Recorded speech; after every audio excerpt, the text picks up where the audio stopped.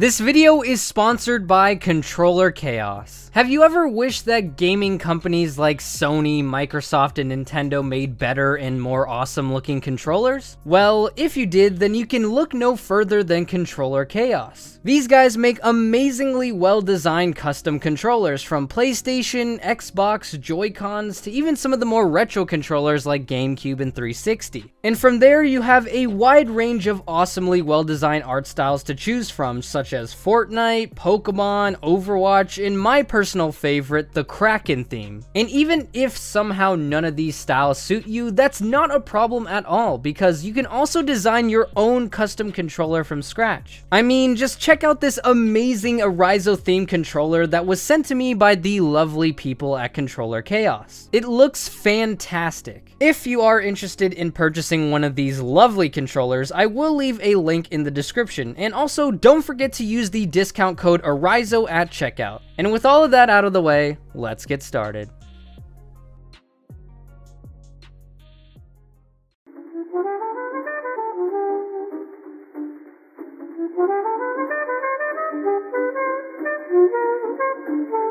Pokemon fans. I think in all of my past 15 years of gaming, I have only seen a few other fan bases as passionate and loving as Pokemon fans. I mean, for Christ's sake, we make awesome fan games, theories, top 5s, let's plays, Fakemon, you know the deal. But passionate, rabid fans like the ones in Pokemon and Undertale can also be some of the most annoying people in the entire planet, and I say that with love. I know for a fact even I am a symptom of the problem here. I think we all can sometimes be a little too overly emotional about a video game. And over time, I've noticed some things that Pokemon fans tend to do that is the most infuriating thing in the world. So infuriating to the point I had to make a video talking about it because this has gone far enough. And I know I'm going to be getting a lot of hate on this video, but honestly, it has to be said. Welcome to why Pokemon fans can be very annoying. And I know the title might seem a bit generalized, but just know that the points I'm about to make in this video doesn't necessarily apply to you. In fact, I wouldn't even say most Pokemon fans have these tendencies. I just can see a good amount of people doing the things I'm about to talk about. I just wrote the name the way it is so that it doesn't overly complicate the title. If you guys enjoyed the video, be sure to leave a like, subscribe,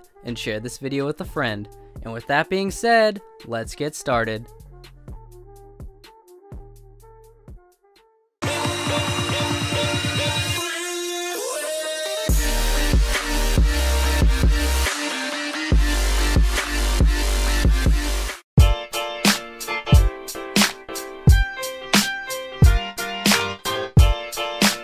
Alright, I think I kept you guys waiting long enough. Let me finally reveal what I find to be very annoying about Pokemon fans. First, I have to say some of the Pokemon fans in this community can be some of the most hypocritical people I've ever seen. What I mean is I constantly see fans begging Game Freak to be more creative with Pokemon games, but when they bring something new and innovative to the franchise, they complain about it being bad, which is fine, you don't have to like it. But then afterwards, continue to call Game Freak lazy and uncreative. Like these comments, for example. I found all of these posts from multiple Reddit threads that just shows the lack of intelligence some people have. Game Freak has been constantly adding new mechanics, features, better graphics, amazingly well-designed Pokemon, all of that stuff for every new installment. Especially in the newest games, Pokemon Sun and Moon, which I will get to later, don't worry. I mean, they completely took out gyms which have been a staple in the franchise for over 20 years and replaced it with something completely new in Trials. Now, whether you like the Trials or not is really irrelevant to the subject at hand. The point is, just because you choose to ignore or dislike the innovation Game Freak brings doesn't give you the right to call them lazy or say they lack innovation, because they don't. And it's not just Gen 7 where Game Freak is innovative. Gen 6 brought us 3D modeling and Mega Evolution, Gen 5 brought us Pokemon fusions and one of the best stories in the series, and Generation 4 brought us the physical and special split. And yeah, sure, some of the things I just mentioned could be inspired from other game franchises like Mega Evolution and Digimon, but it's still new to the Pokemon world. Plus, it's not even an exact rip. There are differences between the two. So I really don't understand where people are coming from when they call Game Freak lazy. Just look at this poll and how many people voted that Game Freak was lazy. What in the absolute hell is wrong with you people? And I know these idiots aren't representative of the entire community. Just look at this G Adam Ace making actual fair points, but it is telling when you see this many people trying to push this hateful narrative.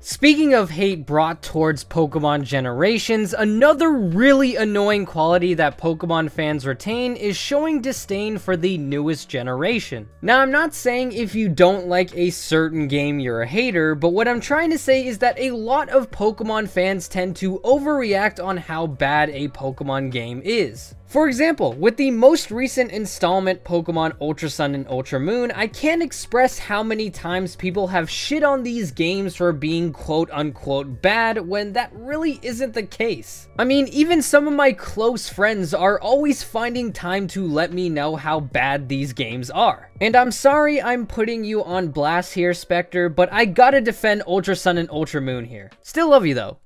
Right here, though, is a perfect example of someone who overreacts to the newest game that's out. Not liking Z moves or trials is a subjective opinion to have, but 90% of the Pokemon are bad? Really? Right off the top of my head, I can list several Pokemon that are amazing, like Golisopod, Vikavolt, Bewear, the starters, Drampa, Lycanroc, Toucannon, Mimikyu. There's so many well-designed Pokemon here. And I know Alolan forms are just differently designed Gen 1 Pokemon, but I think most of them are actually better than the original. Exeggutor, Ninetales, Sandslash, and Raichu all look better than its originals, at least in my opinion. But regardless of whether or not you like or dislike the designs, you can't objectively say that they're bad. They pretty much get the job done for what they are. And to be honest, I don't understand where people are coming from when they say the Sun and Moon story was bad. In a franchise where normally you don't even have that much character interaction, Ultra Sun and Ultra Moon managed to have deep character development on people like Lily, Gladion, Lusamine, even frickin' Hau.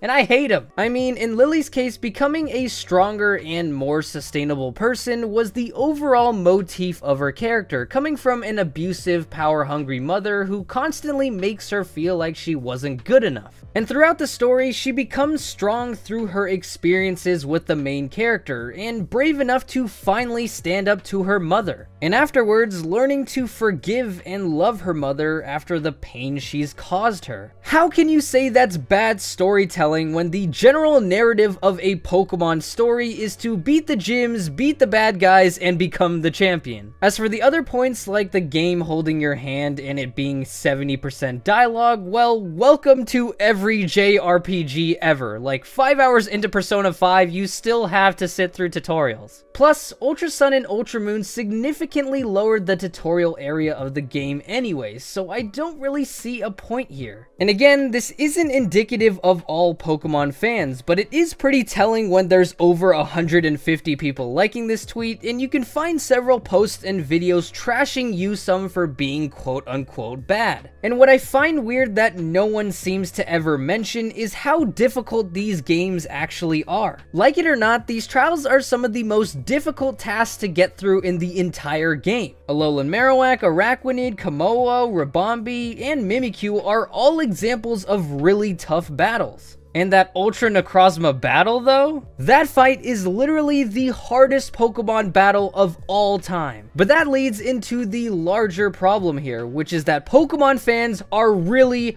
entitled. They whine and complain about things, but when Game Freak listens and fixes the problems, people don't seem to really care about it or acknowledge it, and go on complaining about other things. And this isn't just exclusive to Generation 7. Generation 5 had a very similar problem with people calling the games trash, only to later come around full circle and say the games are good. It's because they're overreacting to the game because it's not exactly what they wanted it to be. Sure, you guys are entitled to have great games from Pokemon, but when it's not exactly what you want it to be and you call it trash, that's just a problem.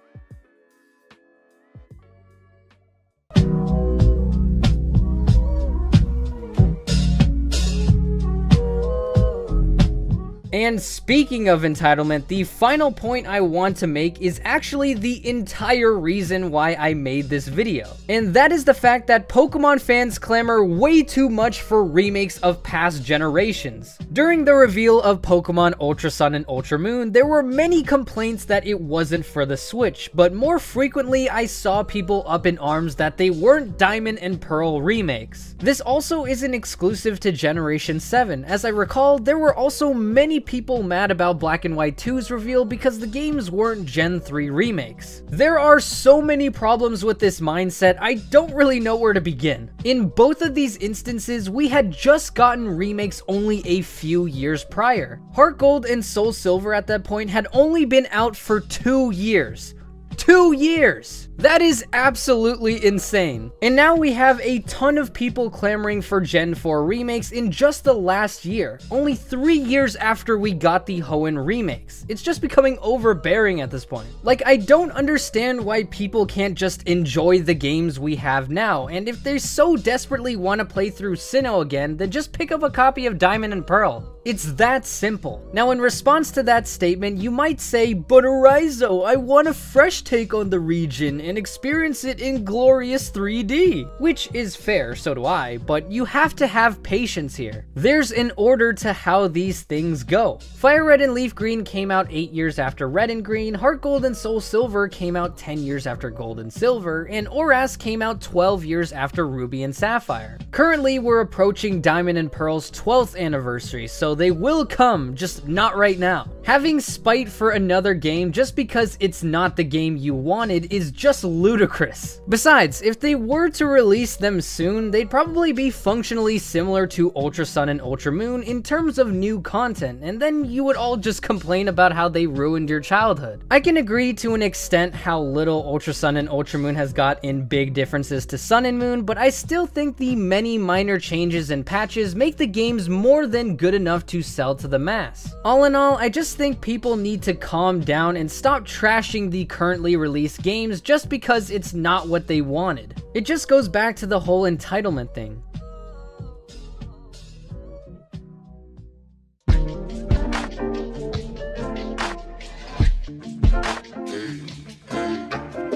So, like I said in the beginning and throughout this entire video, not every Pokemon fan thinks this way. I wouldn't even say the majority does, but I do think there are a significant amount of people in the active community that do think this way. Of course, you have the right to think and have your own opinions, but that doesn't mean they aren't open to criticism. This is becoming a big problem in the Pokemon community, and this needs to change soon. Fans can't keep acting like entitled little pricks just because they didn't get what they wanted. It's really freaking annoying. Thank you guys so much for watching. If you enjoyed the video, be sure to leave a like and let me know in the comments section below. If you haven't already, subscribe to the channel and become an Araibro today. If you want to check out the previous video I did, be sure to click the annotation on the left. And if you want to see some more Generation 8 videos, click the other annotation on the right. And with that being said, I will see you guys next time.